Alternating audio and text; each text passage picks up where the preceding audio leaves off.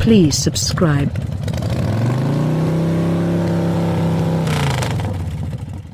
Reduced extravagance hybrids are a hot fragment, and presenting another one with 4 rings on the grille ought to be an international idea to progress. Add Audi's entrance to VW Group's particular engineering for the 2019 Q3, and the underpinnings for progress are apparently set up. Audi got into the conservative SUV game in 2011 in Europe, however it took until 2014 to persuade German chiefs to give the US an adaptation. The opportunity has at last arrived for a second era for the Q3, which moves to the worldwide MQB measured stage that supports VW Group front-driver vehicles, everything being equal, sizes, and brands. What's more, this time around, North America holds up months, not years, to get its adaptation of the Q3. We made a trip to Europe the previous fall for a first turn in the driver's seat of the Euro-spec Q3, and now, in the peaceful regions outside Nashville, we at long last get the opportunity to drive the U.S.spec minimal hybrid, which is on special at this point.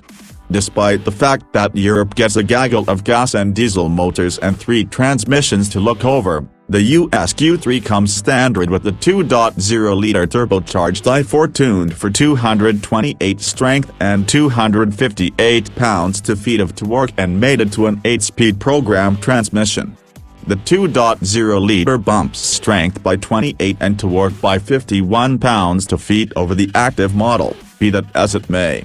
Audi says the Q3 will do 0-60 in 7.0 seconds, which shaves 1.2 seconds from its antecedent. All-wheel drive is standard on every trim level without any designs to offer a front-drive variant, crossbreed, or unadulterated EV. The Q4 e-tron will fill the electric hole. Be that as it may, the US likewise doesn't get the exhibition variations that Europeans will appreciate. So make an effort not to desire for the lower roof line of a Q3 Sportback or pine for the exhibition of a RS or SQ3. The nearest we get is the S-line with the $500 Sport Inside bundle, which is restorative as it were. The explanation: Audi administrators don't think the US market is huge enough to park the Q3 that numerous ways. They simply don't see the interest. 66% of purchasers will be 30–40 years of age, the rest void nesters, and 60% will be female. Audi research recommends these purchasers need a top-notch look, and the most recent tech execution isn't the top need in a section-level hybrid. In the event that looks and tech are the objective, the Q3 goes far to finishing it strategic. Reduced hybrids are turning into extremely common, and it's getting harder to hang out in this detonating portion.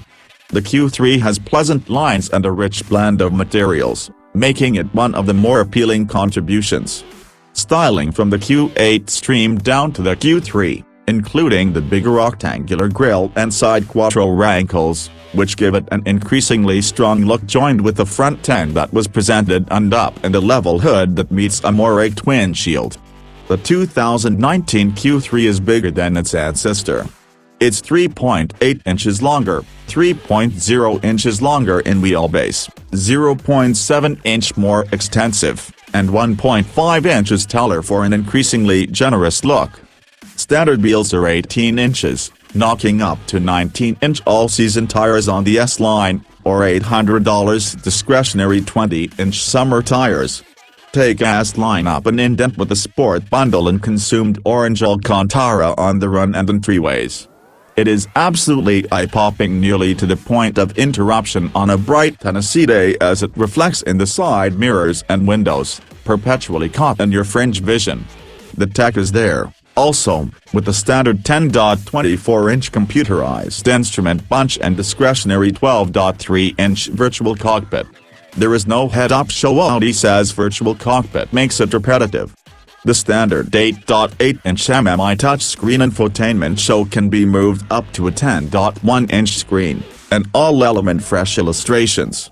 A bandy, the root framework's turn-by-turn bearings tile the second turn over the initial, and apparently little detail, yet my mind likes to peruse starting from the top.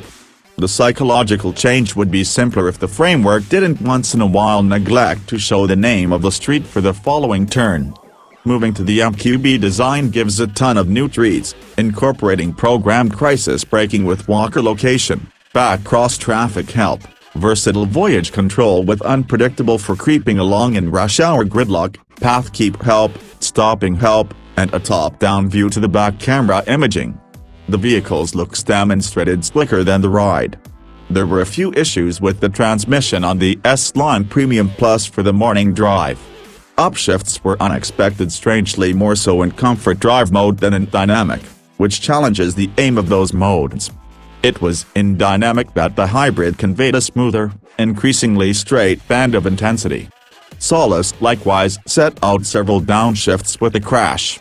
This specific model was all the while being broken in, with under 500 miles on it, and I don't have the foggiest idea what sort of hooliganism went on before I got in the driver's seat. Audi representatives propose these variables may have influenced the youngster transmission. Changing to another S-Line for the day, there was a stamped improvement, yet the transmission was still not as smooth as purchasers of an excellent brand may expect or as responsive as different Audis. The Sport bundle with paddles on the 3-talk guiding wheel livened the experience. The motor reacts and sounds better when the driver is permitted to hold each rigging longer. Left to its very own gadgets, the 8-speed is excessively anxious to upshift, which helps efficiency yet makes for some jerky minutes while quickening. With respect to the efficiency, it gets 19/27 20 mile per gallon city/roadway/consolidated, which is in top tire. On a hot day in Nashville, the auto start kept the motor running at certain convergences to keep the cooling running. We valued this gesture to comfort over economy. Directing was exact yet joins the armies of hybrids that have embedded a touch of Novocaine into the general feel. It has some body roll, and the Q3 doesn't share the fresh elements we have generally expected of Audi. In contrast to Europe, North America gets no versatile suspension alternative, and the 5-interface autonomous suspension was brought by 0.7 inch up in the front and a large portion of an inch in the back for the US for a superior seating position. The Q3 has 8.3 creeps of ground freedom. Front seats are firm yet agreeable, warmed yet not cooled. The 40/20/40 split-second column leans back and slides 5.9 inches, and the sides of the seat and the entryway offer sharp stockpiling territories. There is an extra 2.0 cubic feet of payload room behind each line of seats and a customizable burden floor with 2 statures. Inside, the surrounding lighting can be tweaked, and aluminum and matte decorates are accessible notwithstanding the forested areas and the $150 Alcantara alternative. An exceptional spot in the middle comfort to store the key is constantly welcome. The profound glove box opens onto your knees if the front seat is excessively far forward, however, and the sun visor doesn't have an extender. There are 2 effectively available USB ports in advance, 2 more toward the rear. The Q3 is Apple CarPlay and Android Auto perfect, and you can move up to make CarPlay remote. Remote charging obliges an iPhone 8 Plus and up, in addition to a sign lift by glomming onto the vehicle receiving wires. Valuing begins at $35,695, yet Audi anticipates that most of purchasers should pay the premium for the S-Line, which starts at $36,995. That puts it directly in the sweet spot against the contenders, for example, the BMW X1, Mercedes-Benz GLA Class, Volvo XC40, and Infiniti QX30, the vast majority of which charge an extra $2,000, $3,000 for all-wheel drive. The 2 Premium Plus S-Lines we drove stickered as $42,445 and $44,990. The Q3 is made in Győr, Hungary, in a similar plant as the TT. It went marked down before the end of last year in Europe as a 2019 model year. 2019 will be a short model year for the US with the 2020 anticipated in the not-so-distant future. Given its looks and the interest for a little premium hybrid, the Q3 ought to demonstrate to be a hit for Audi. It doesn't do what's needed progressively to transmit the sort of ride the Audi identification conveys over its lineup, however Audi's showcasing group could be correct. That's not what buyers are purchasing this vehicle for. This is the brand's entrance-level SUV in the US. Much more is a beautiful method to get from A to B.